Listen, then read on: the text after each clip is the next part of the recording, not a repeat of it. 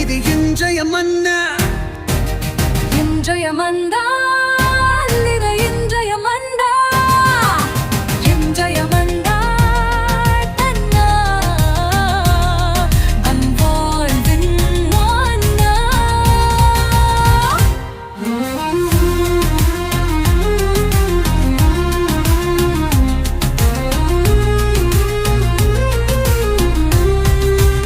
இயேசு கிறிஸ்துவுக்கு பிரியமான அன்பு இறை உறவுகளே, நண்பர்களே, உங்கள் ஒவ்வொருவரையுமே சிறப்பாக இந்த காணொளியில் சந்திப்பதிலே மிகுந்த மகிழ்ச்சி. இன்று சனிக்கிழமை அன்னை மரியாளுக்கு ஒப்புக் கொடுக்கப்பட்ட நாள். இந்த அன்னை மரியாளுடைய பக்தி முயற்சி கடைபிடிப்போம். அன்னை மரியாள் நம்மை மீட்கின்ற ஒரு பணியை செய்து கொண்டிருக்கிறார்கள். நம் வாழ்வில் பல்வேறு மாற்றங்களை கொடுக்க தயாராக இருக்கிறார்கள். நமது வாழ்வில் ஒவ்வொரு நாளும் மகிழ்ச்சி காண செய்ய ஒவ்வொரு நாளும் இயேசுவினிடத்திலே பரிந்து பேசுகிறார்கள். அப்படிப்பட்ட இந்த கடவுளின் தாய், நம் தாயினிடத்துல செல்லுவோம். இந்த அன்னை மரியாளின் பக்தி முயற்சியின் மூலமாக இயேசுவை இன்னும் இருக்க அவர் கரங்களை பிடித்து நடக்க முயற்சி எடுப்பாம். அன்பானவர்களே, சிறப்பாக இன்று நம்முடைய தாயாம் திரு அவையானது சலேசு நகர புனித பிரான்சிஸ் ஆயர் மறை வல்லுநருடைய நினைவை கொண்டாடுகிறது. பிரியமானவர்களே, இந்த சலேசு நகர புனித பிரான்சிஸ் ஒரு ஆயராக இயேசுவின் பணியை நிறைவாக செய்தவர். இவர் ஒரு மறை வல்லுனர். இறை வார்த்தையை எடுத்து கூறுவதிலும் அதை வித்தியாசமான கருத்துக்களை மக்களிடத்தில் கொண்டு செல்வதும் இயேசுவினுடைய உண்மையான வார்த்தைகளை போதிப்பதிலும் தன்னுடைய வாழ்க்கையை முழுமையாக கொடுத்தவர். அப்படிப்பட்ட அந்த புனிதருடைய நல்ல பண்புகளை நமதாக்கி இயேசுவினுடைய நற்செய்தியின்படி வாழ முயற்சி எடுப்போம்.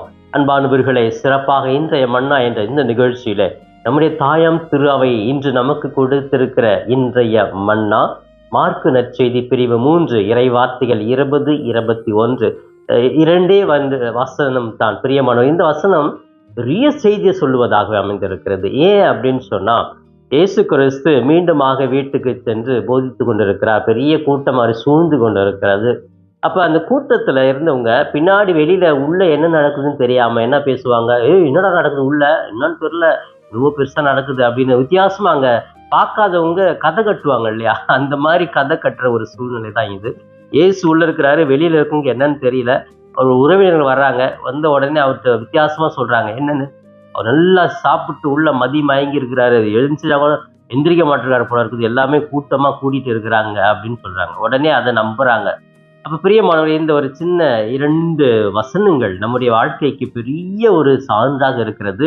மனித யதார்த்தத்தை பேசுவதாகவே இருக்கிறது. இயேசு தன்னுடைய வாழ்க்கையில எப்படிப்பட்ட எதிர்ப்புகள் வருகிறது என்று யோசித்து பார்க்கிறார். கடவுளுடைய பணியை செய்வதை கூட மக்களால் ஏற்றுக்கொள்ள முடியவில்லையே என்ற ஒரு ஆதகம் இயேசுவுக்கு இருக்கிறது. மீண்டுமாக நற்செய்தி பணியை, கடவுளுடைய பணியை நான் செய்து கொண்டு இருக்கிறேனே, இந்த பணியை கூட மற்றவர்களால் பொறுத்து கொள்ள முடியவில்லையே என்ற ஒரு ஆதகம் அவருக்குள் இருக்கிறது. மீண்டுமாக அவர் செய்கிற நல்ல செயல்கள் மக்களுக்கு புரியவில்லையே, என்னுடைய தந்தையினுடைய பணியைத்தானே செய்கிறேன் என்று அதுவும் அவருக்கு பெரிய ஆதகமாகவே இருக்கிறது. இப்படி இயேசுவினுடைய வாழ்க்கையில அவர் செய்கிற இந்த செயல்களை புரிந்து கொள்ளாத மக்கள் இருக்கிறார்கள்.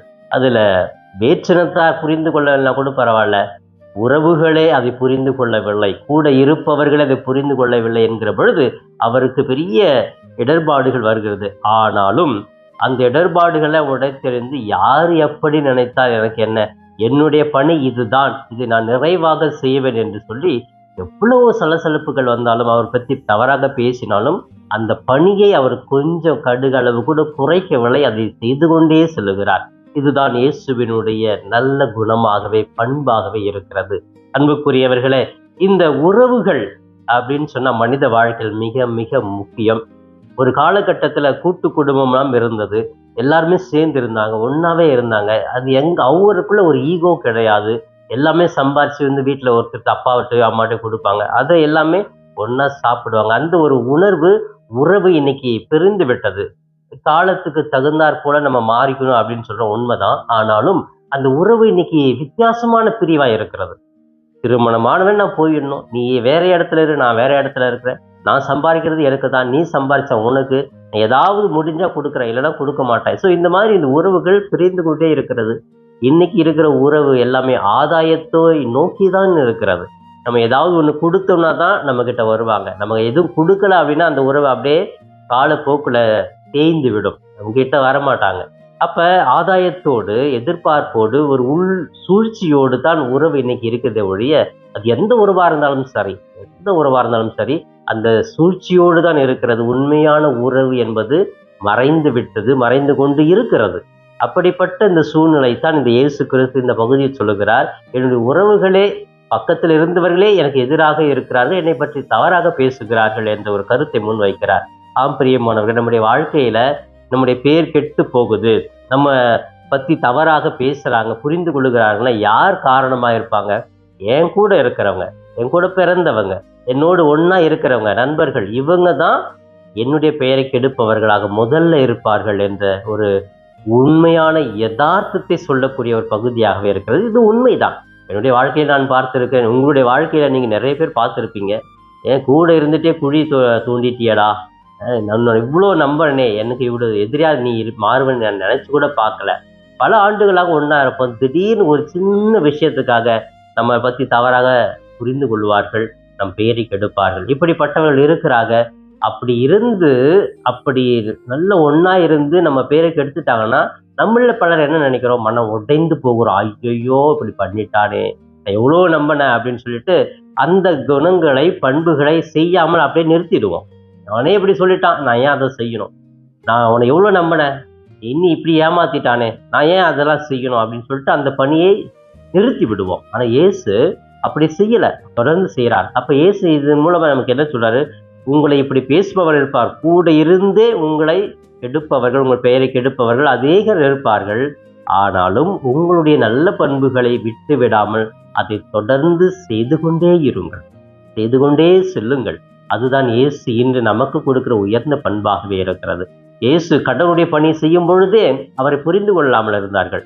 நாமும் நமது பணியை செய்யும் பொழுது, நல்ல பெயர் வாங்குகிற பொழுது, எல்லாராலும் பாராட்டப்படுகிற பொழுது, பொறாமை என்கின்ற ஒன்று அவர்களுக்கு வந்துவிட்டால் நம் பெயரை எப்படியும் கெடுப்பாங்க, எந்த சூழ்நிலையும் கெடுப்பாங்க, எந்த உயரத்திலிருந்து தூக்கி தொப்புன்னு கீழே போடுவாங்க. இதுதான் மனிதம் என்பதை புரிந்து கொண்டு இயேசுவை போன்று நாம் தொடர்ந்து இயேசுவுக்காக பணி செய்ய வேண்டும்.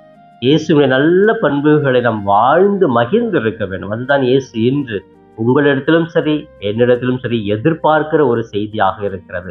அன்புக்குரியவர்களே, இந்த உறவை கட்டி எழுப்புவதில் நாம் தோய்ந்து போய்விட்டால் நமது பணியை நிறுத்திவிடக்கூடாது, தொடர வேண்டும். எனவே இதை புரிந்து கொள்ள வேண்டும்.